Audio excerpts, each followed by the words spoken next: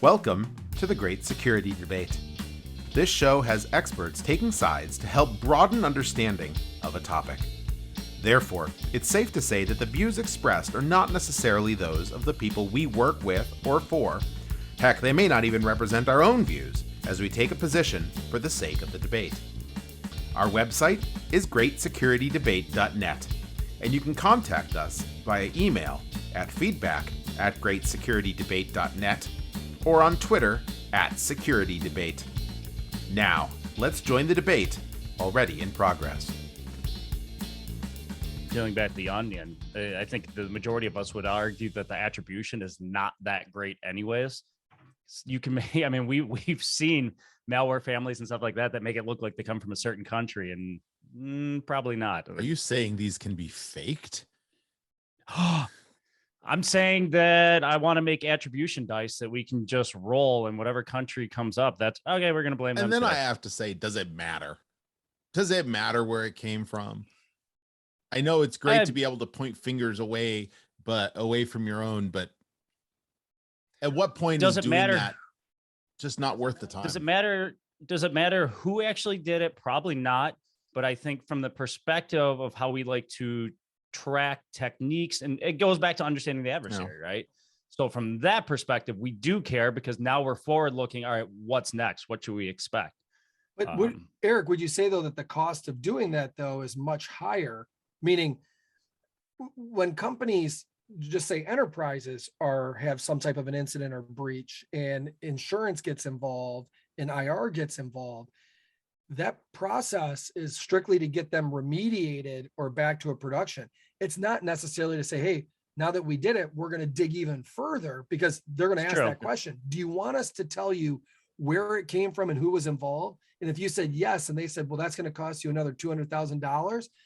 You guys are like, well, no, let's just get back to making parts. Let's just get back to that. But this is where the value of the law enforcement relationship becomes really valuable and important. And, I don't know about you guys, but I've been seeing way amazing things coming out of CISA and out of the FBI, and the building of that relationship for organizations that hadn't done it before or were hesitant.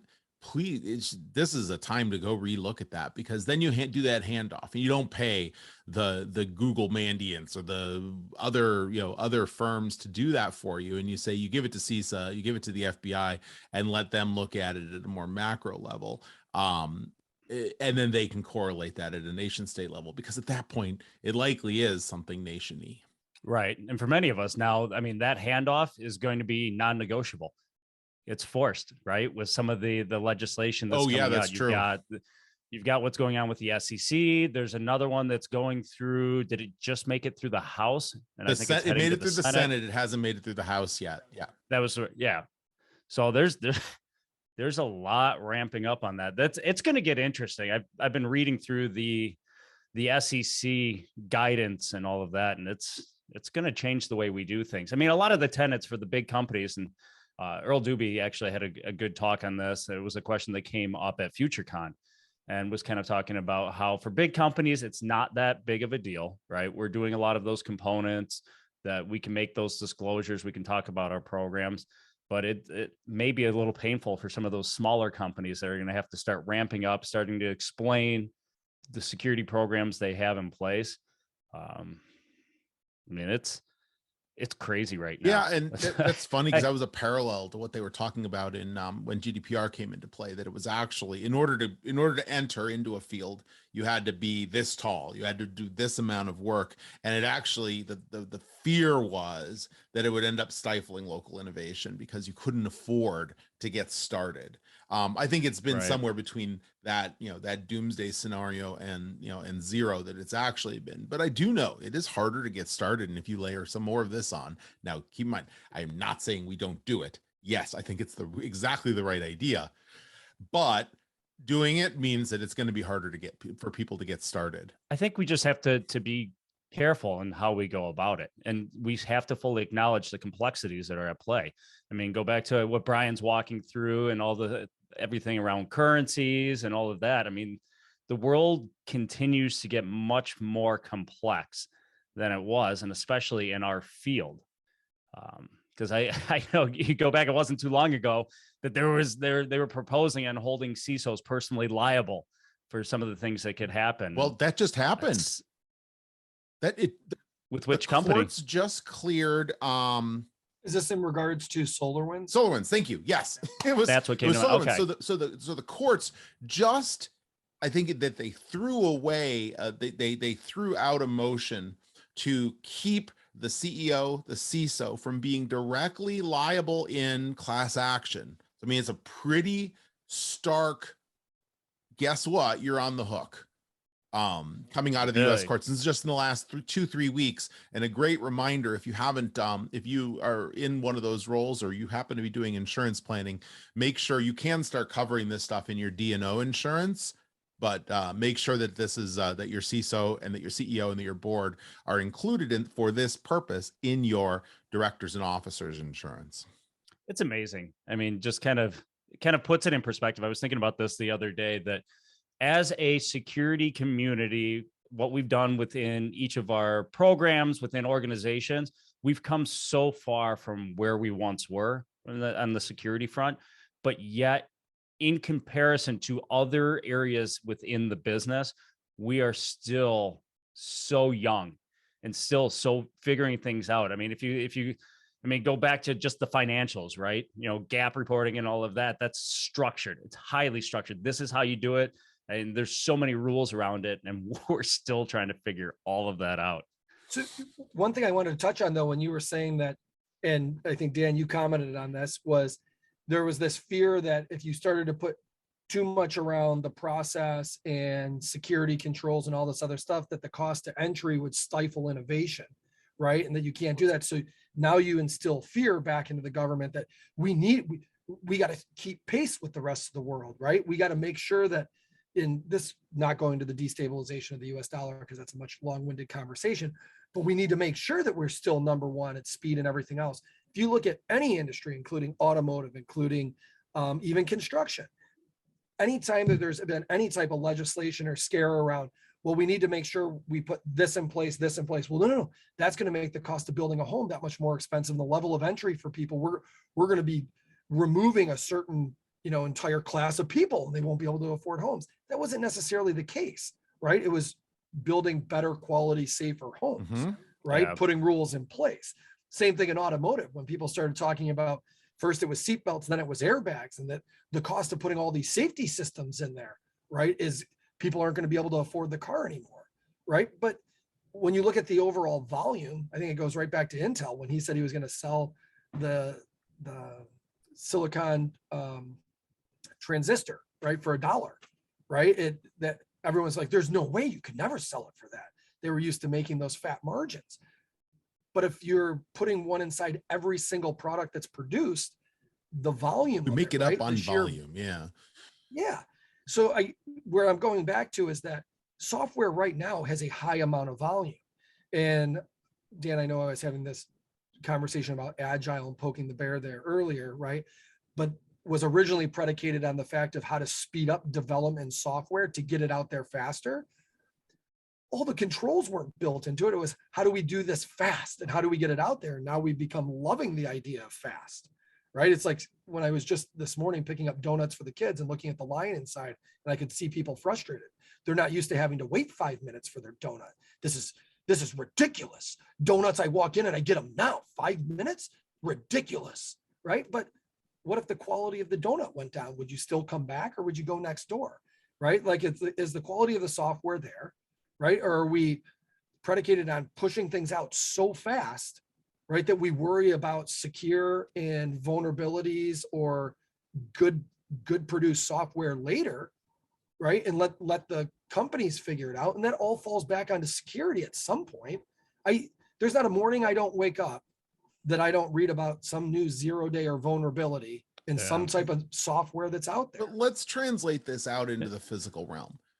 America is and has very much been about low cost for a long time. Low cost. Walmart is what Walmart is, because low cost, driving low costs. And that has come from certain actions, certain steps, certain efficiencies along the way, but it has set all of that has set the idea of low cost being the benchmark for success.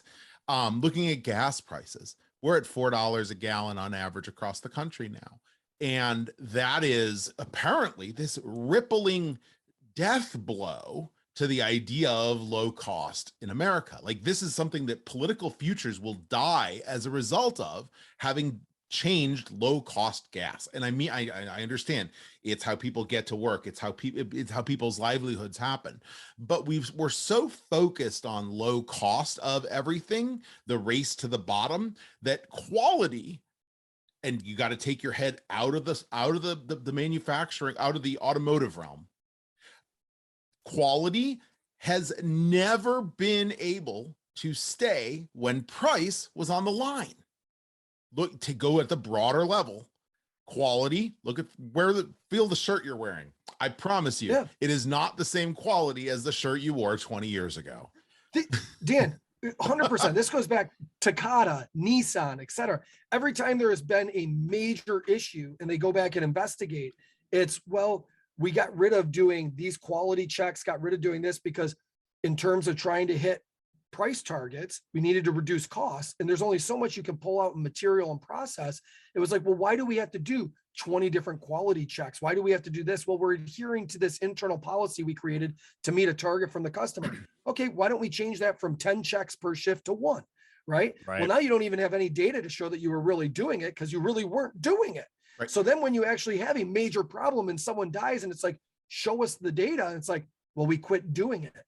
We're built as a low cost society. We're built as a low cost society. Go ahead. We are. And I think that really highlights the danger of what metrics that you're chasing. I mean, you go back, and I think we've mentioned on here before, go back to Wells Fargo, right? Look at what happened with them. They incentivized their employees to start opening fake accounts for people. Why? Because they were tracking, the incentives were all around how many products can I sell on a per person basis? Well, if that's your incentive, now granted, where does it take it a level deeper? Where did that tie back to? The street. It was the market. Right? And where'd the market come from? Think about the shift in economics that with Friedman, that what are we beholden to? Shareholders. So what do we do for shareholders? We're maximizing value. So what happens? We thin out supply chains, that we're going for the low cost. This is what it generates. This is the problem. You put unrealistic targets in place, and those are predicated on if you don't meet them, what does mean? Well, maybe you don't have a job. And when you do that, what are you doing? You're instilling fear. And when you put fear in someone, it leads to what? Self-preservation. When you put self-preservation in place, it's like, oh, okay, I got to meet the number for him. Opening up a fake account, is that so bad? I'm doing what they asked me to do while preserving my job, right? Protecting myself, not everybody else around me. I'm protecting. And you see that in going back to all the examples, Dan, I was giving around. Why do you stop doing all the different quality checks? Well, those weren't necessarily requirements. We put those in place to try to meet a target from the customer. But if we reduce all that stuff, we save money. We understand that there's going to be risk involved. But we're doing it because I got to hit a number. I got to hit certain number of parts out the door. But now let's bring it back into the security realm and look back at some of the original, what are some of the original security incidents that people talk about? Home Depot. And a few others, and you look at long-term trends in market value, and every single one of them has recovered, and not just recovered, but grown as a result of it. Right. So now there is definitely, now take that same quality checks. Is it as important? Which is now again why we're seeing the law come around and enforce some of this stuff. Is it important that we do it ourselves? No, because you know what? We'll take a small dip.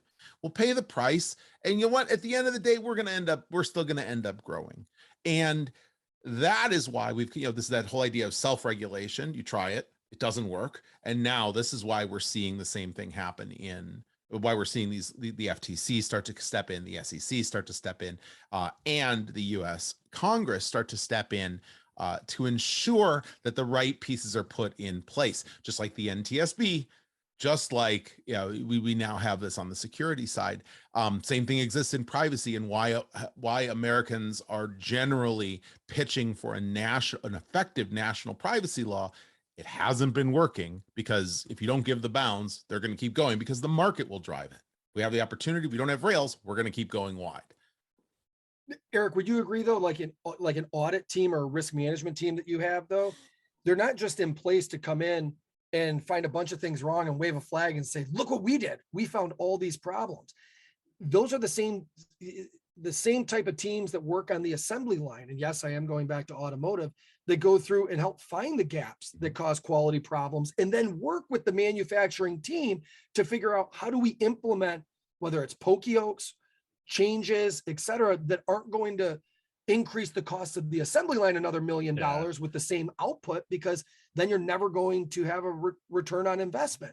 But help figure out, well, maybe we change the process slightly rather than add all these new checks to the process, change the process to put in better quality or better security or better risk management, right? It's not about coming in and pumping the chest, right? It's coming in to work as a team. And that's where, relating it back, risk management, audit, et cetera, part of quality control, part of process control, part of all of that. Yeah, no, that's definitely a critical partnership. And that's why I look at our internal audit team as one of our greatest partners in being able to get things done and making change. I mean, essentially, if you look at it, they're process pen testers, right? That's kind of what they are. They're looking at your process, trying to find those gaps and sampling to make sure that you're actually doing what you say you're doing. And if it's the right move and if it caps the risk to the right tolerances within the organization, certainly a critical, but it could be dangerous, right? I mean, in the context as we're talking about, margins and maximizing revenue and all of that, it could quickly become kind of a perfunctory exercise. And I just wanted to use the word perfunctory this morning. So now that I've got that out there, that it just becomes kind of check the box. But from my perspective, I think some of this will shift from a market standpoint. As you look at the dynamics of younger individuals coming up that look at investments differently, they are not just looking at it from the perspective of just pure returns. As we look at, DEI coming in, ESG, all of the different terms there that are coming in, looking at the different way, looking at organizations, not just from a revenue stream, but what else? What is the greater good that they're doing? So I think there is some opportunity there. We may see some shift that may fix some of these underlying problems on what we've done and focusing just on shareholder returns. Dan, take this kind of peeling back, totally agree with you, Eric. But now let's take this back to, okay, when there are incidents, breaches, et cetera, so your audit group is never going to be able to put a finger on, well, where did this, threat actor come from, right? They're looking at your own internal processes, what software you have in place or products you have in place and the right number of people. But taking this back to where the conversation started, Dan, when we're actually looking to pin who did it and why they did it, which is important, an important context to understand where we're going in the future, right? Or what the reasoning was behind, and we always want to know, well, what the reason was. And maybe sometimes there isn't a reason, but usually there is. The level of new laws, new requirements, and everything that's coming out that'll help drive some of that. If you go into the last 15 years, though, last 20 years, and when we were talking about the differences between China and Russia, what China was doing from a cyber warfare standpoint versus what Russia was doing, or maybe not Russia itself, but what Russia was allowing to be done, was more disruptive. Do you think there'll be, based on the rules and regulations that are coming out, the way the US government's looking at it, that there is going to be an even bigger focus on the why, who and the why? The way things are coming out now, I think it's the what and the what and the how much. I don't think the why or the why not again, the kappa portion of it, the corrective action, preventive action. I don't think that's part of it. I think it's just, you need to stop holding it to yourself and get it out in the world so people can know that their stuff's been affected. That's been the focus of everything I've seen to date, because it's all about breach timelines. It's all about effective notification, even before you know something. We saw this again with Okta just in the past few weeks. Oh, you know what? We saw something. We didn't tell anybody. We didn't know if it was a thing, but we didn't tell anybody until we were called out on it. that kind of annoys me because you knew something was there, and it became I don't like to criticize other other security professionals, but I think this is a great example for all of us to say, let's err on the side of the person who's affected and get that out. And that's where the laws here are heading. They're not focused on the why. Now, some of the turn it over so that the big guns can go and look at the how, turn over the data to CISA, right, turn over the data to the federal government so that they can look at it at a macro level. I think that is a great thing, but they're not looking at companies to do that, nor do I see any indication that they're going to tie it back yet to the company that was affected and say, why didn't you do this? Why didn't you do that? I guess unless it passes a level of negligence or a level of consistency, but I don't see in those laws anything for, if 3 strikes and you get yourself a federal lawsuit. Yeah.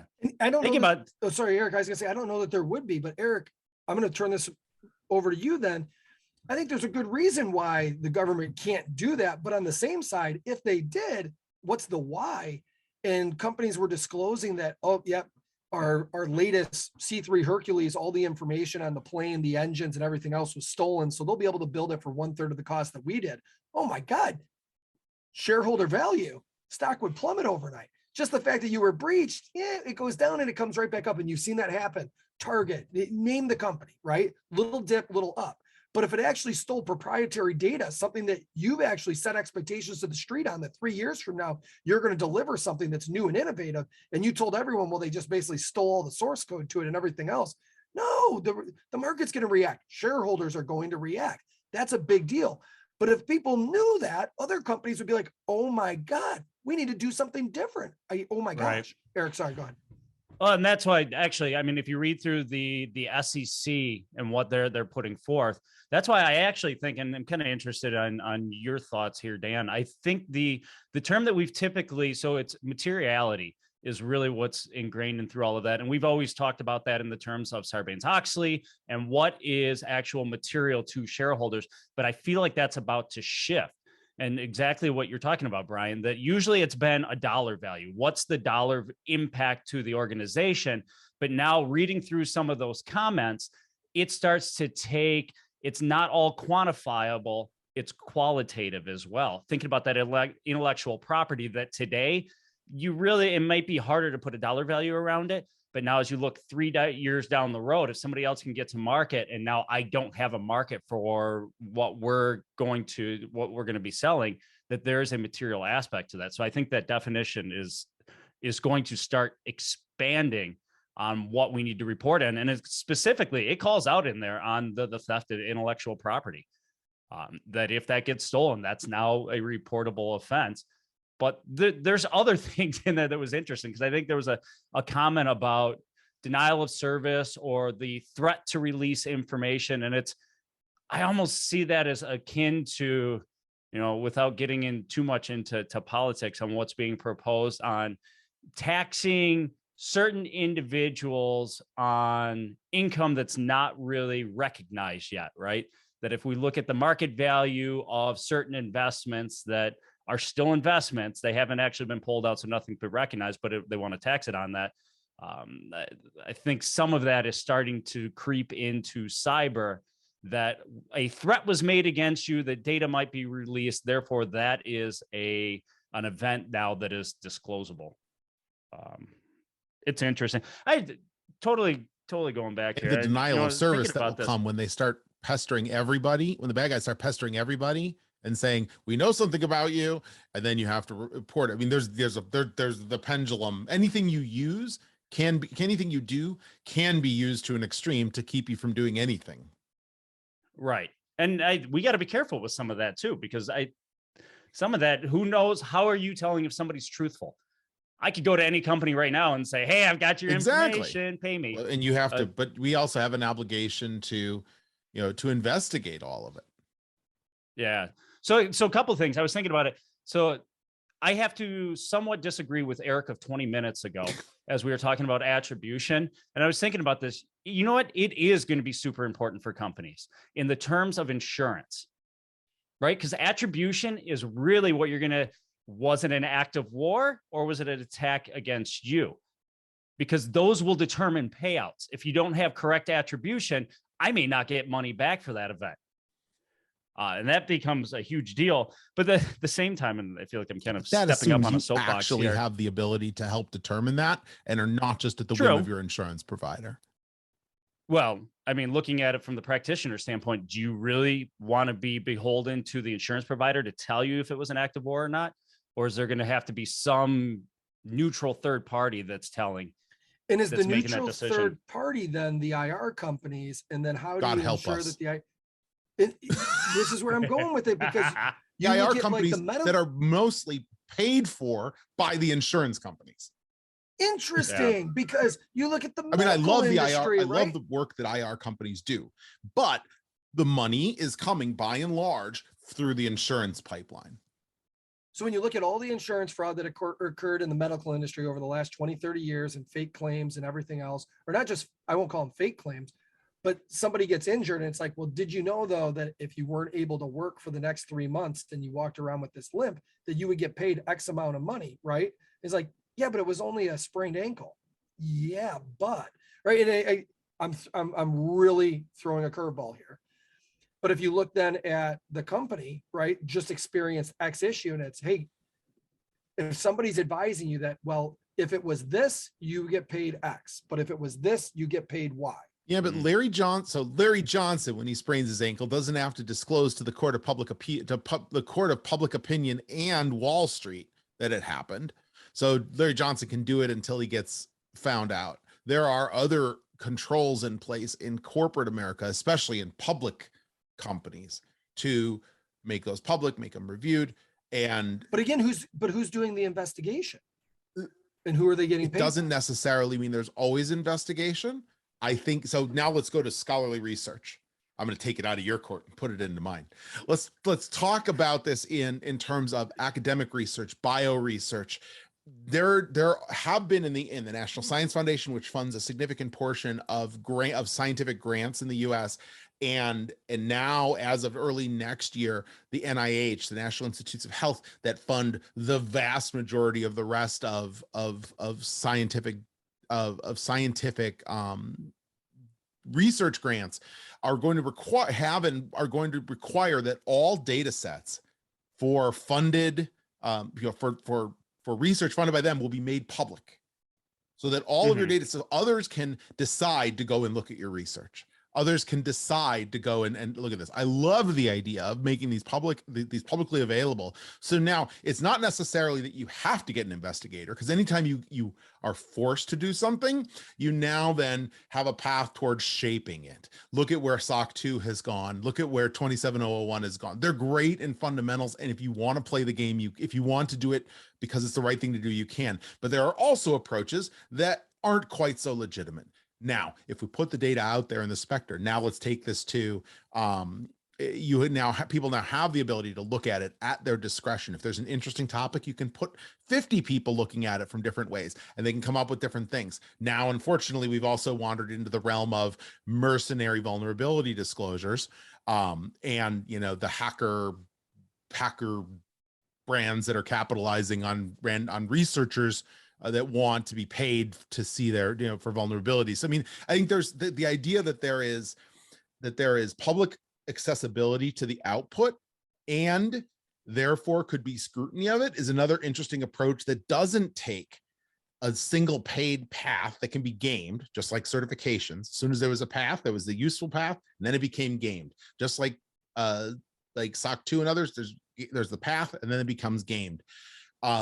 I think the idea of making it publicly visible for anyone to see and potentially scrutinize and feed back to the world, I think is a really good balance, a check and balance. Now, of course, those people can hold you hostage when they find something. They can go, "Hey, you pay us or we don't tell."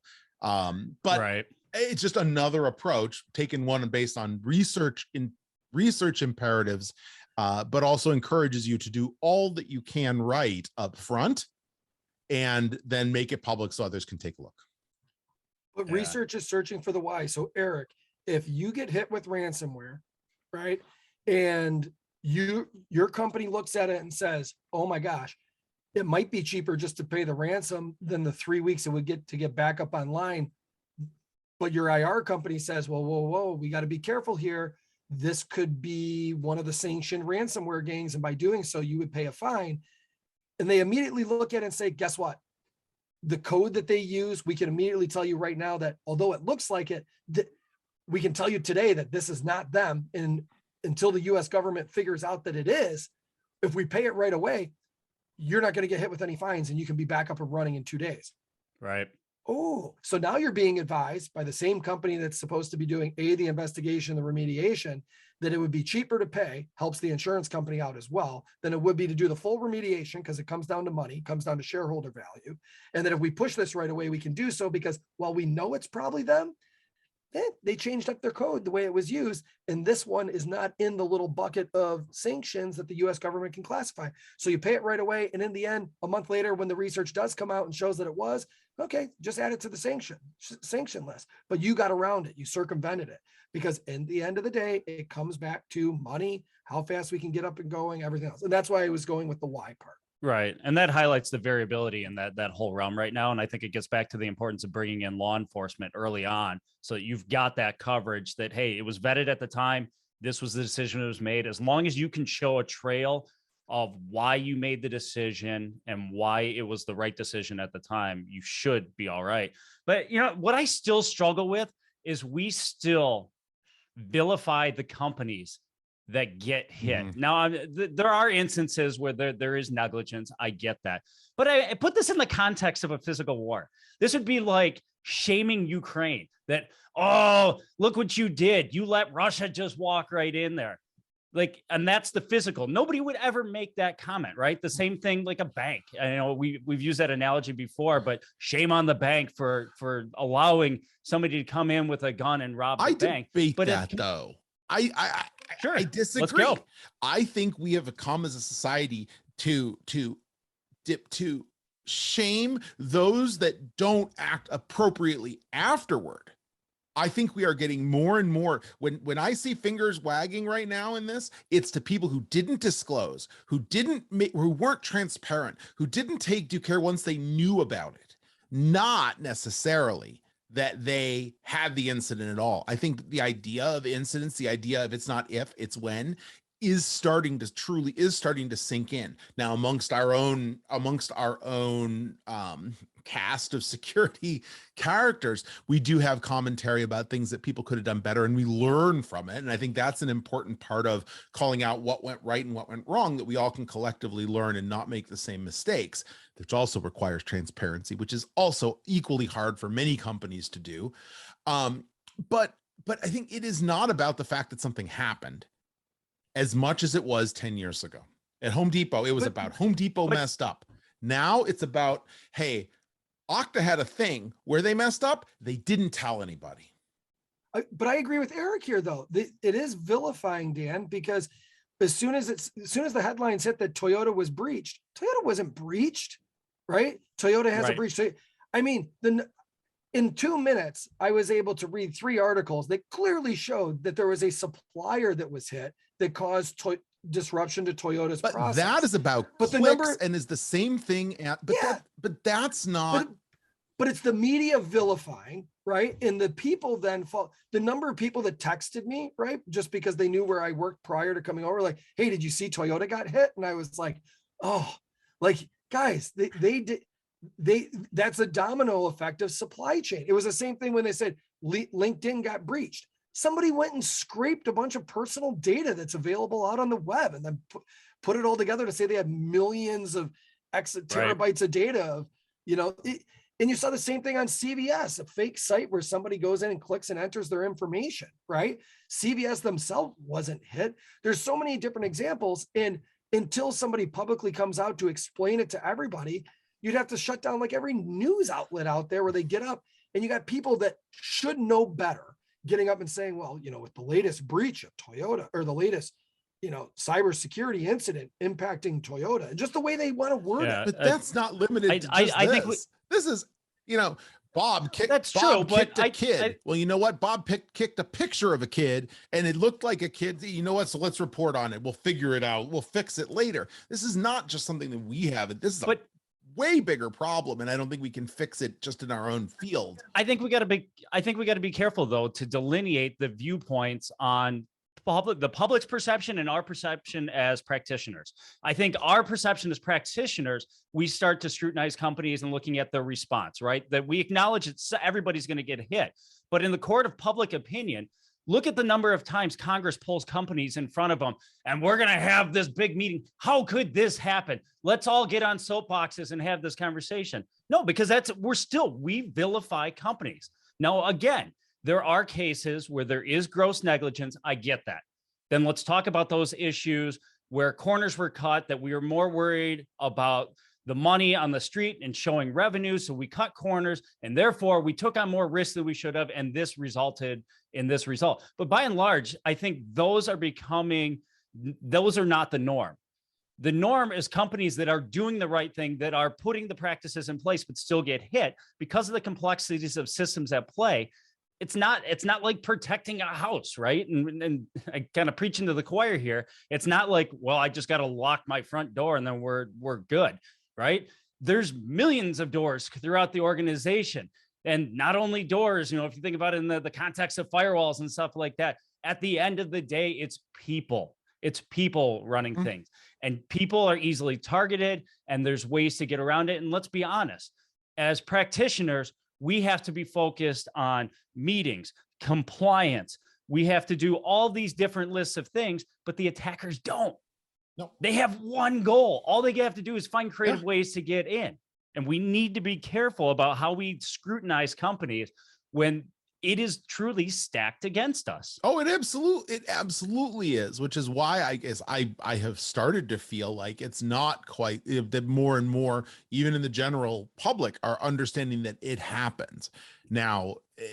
And, despite the race for ratings and the race for clicks that is out there in this world for other, similar business driving media, they have markets to try and appease too. But I think that, the more we continue on and demonstrate that, I guess, one, the more it continues to happen to others, to everybody, the more that picture becomes clearer. Not that I'm looking for everybody to get attacked and compromised, but I think that we're on a path toward more having had it than not. And then just taking the path of I lost my thought. Yeah. No, I was gonna say you could keep going there. I was loving the fact that our debate turned into like a really live debate there, right? Like, I mean, there was some serious, as opposed to our other back and pre-recorded staged ones. No. Eric, going back to say, well, I want to go back and change what I just said 20 minutes ago, because now I want to come at it from this angle. Absolutely. And for most people that are listening in, this is 100% always live debate, which is great. Like the back and forth, we normally begin with a 10-minute discussion, right? So I'm excited, and for the listeners that we have, I'm really excited for what's coming up. I'll let Dan talk about it, but we have a live recording in front of a great audience for MCWT, and we're probably not going to have that 10 minutes where we get to figure out how we're going to lead into it. So it'll be really interesting. Also have live seated catalysts in the audience helping fuel some of the debate. So yeah, as Brian said, we're going on the road. We are actually doing a live external session. We did one for Sim Detroit that was over Zoom, but we're going to go in person. May 5th, 2022, in Novi, Michigan. If you happen to be there and happen to know of the Michigan Council of Women in Technology, MCWT, this is their Executive Connection Summit. I'll put a link in the show notes to take, but if you're in the area or happen to be in the area or want to be in the area, May 5th, 9 to 2, we're on near the end of the day, but it's a great day of information and sharing across not just security, technology, security, leadership, and more. Please come out, and we'll be recording a live episode that the current plan is to also make it available here, but we can't guarantee that, because you never know with technology. So sign up and come on out and see it live and be in the audience and give us hard topics to debate in the real time. But we're really excited to get to do this, and thankful and grateful to MCWT, the Michigan Council of Women in Technology, for asking us to join them for this. And then next week, and then we also I have. was just going to go there as well. Go ahead. I was just going to mention that. Yeah, and next week we have a returning guest. We've only had one outside. We've only let one other party into the podcast, and she's coming back. Jess Byrne. Apparently, we didn't scare her enough last time. She's coming back in our next episode. It'll be episode 39 to talk about the annual recommendations for your security program from Forrester. It's a piece of research that she authors along, I think, with Jeff Pollard and others around Forrester. And she's going to bring some of those program recommendations, and I'm sure we'll find a way to debate some of them. No, that's exciting. This is gonna be fun. Yeah, especially I'm looking forward to being able to take it on the road and do something live in front of everybody else, because I think it will help them see that the pre-recording, there's not a ton of editing, at least, Dan, I hope not, to once we get going, right? Unless I'll just edit out the word "not a ton." There is a ton. I'll just edit that out so it's more accurate. In the number of times I have to clear my throat and then tell Dan, can we go ahead and pause and come back to it? Does happen, but I'm hoping to get in a bunch of "it depends" live in front of everybody else, which should be nice. Is that our goal? We'll have tally marks to see who can use "it depends" the most times. We will be in we'll be in Novi. We won't be too close to the casinos, but I'm sure we could set up a bookmaking for how many "it depends" there will be, and then no. Is it true that Buffalo Wild Wings, you can already gamble from Buffalo Wild Wings via MGM? Gambling as in, do I eat the hot sauce or the blazin' and take that gamble? They were supposed to set up like some style of a sports book within Buffalo Wild Wings so you could wager on games while you were there and watch the games while you eat. Now, this is something that I read about like a year and a half ago, right? And never looked back into, because so you can see how much I actually really gamble. I take risk management extremely serious. I'll only gamble if I can gamble on the chance that they'll bring back the third W. Buffalo Wild Wings used to be called BW3, and it was weck, which is a type of bread, and they had beef that they'd slice on weck with this pump with the caraway seeds on top. And I truly miss that third W. So I'll place the wager on the odds. Unfortunately, it'll be a very small wager on a very large return, because it's likely not coming back. And this is where people need to watch the video, because you can see Dan was building the sandwich with his hands, right? It's like, it's sliced, stacked up. It's a beautiful piece of weck. Yeah. Now this will be fun. It'll be interesting doing it live, and that's, for anybody listening, when we jump into the conversation and Dan mentions that you are now joining the conversation already in progress, that is true to form. Yeah. That's literally how this works. So I'm thinking at MCWT, what we need is 10 minutes. They can just turn the audio off. We'll just sit in the corner and start the conversation, and then when they're ready, they can just pivot to us so that we're already mid conversation. There you go.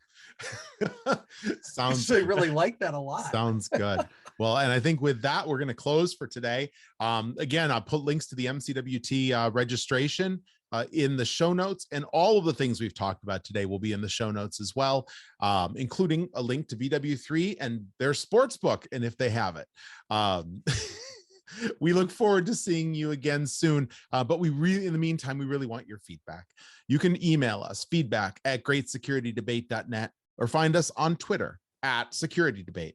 We also make this available in both audio and video form. If you're listening to this on audio, go to YouTube, type in the word "Great Security Debate." Watch me build that sandwich with my hands. I assure you, it's extra delicious looking.